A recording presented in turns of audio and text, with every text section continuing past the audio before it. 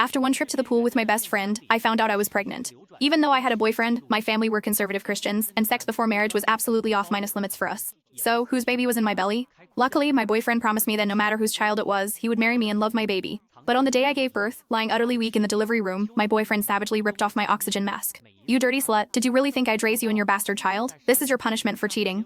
I died before I could even get a glimpse of my baby. When I woke up, I was back to the moment I just discovered my pregnancy. This time, I had to find out whose baby I was really carrying. I stared blankly at the 2 pink lines on the pregnancy test in the bathroom. Outside, my best friend kept urging Sarah, "Did you test you?" My hand trembled, and seeing those 2 vivid lines, I felt an uncontrollable wave of nausea. In my last life, because of this baby, I was forced to drop out of school to await childbirth, and ultimately, I was suffocated to death. Until my last breath, I never knew how I got pregnant, nor whose baby it was. Alex grew impatient and simply pushed the door open. But I was quicker, hiding the pregnancy test stick behind my back. She looked around suspiciously. "Where's the test? Are you pregnant or not?" I shook my head. How could I be pregnant? I haven't even had sex. Alex was such a blabbermouth. Last time, the moment I found out I was pregnant, she told my boyfriend, leading everyone to know about my outliness of minus wedlock pregnancy. This time, I wasn't going to tell her anything right away. Alex sounded a little disappointed.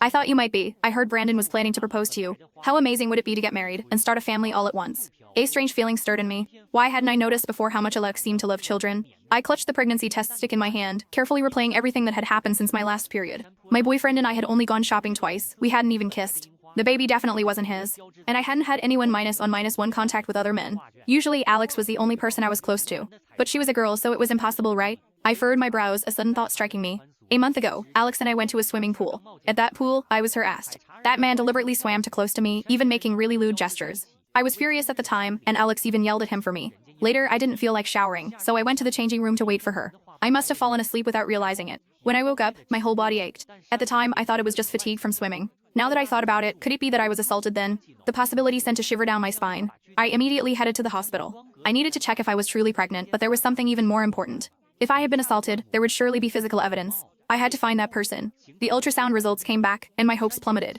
It showed the fetus was already a month old. The doctor mumbled softly, "Girls these days really don't protect themselves, getting pregnant so young." My face burned with shame, but I couldn't find a way to retort. Was I supposed to say I had no idea how I got pregnant?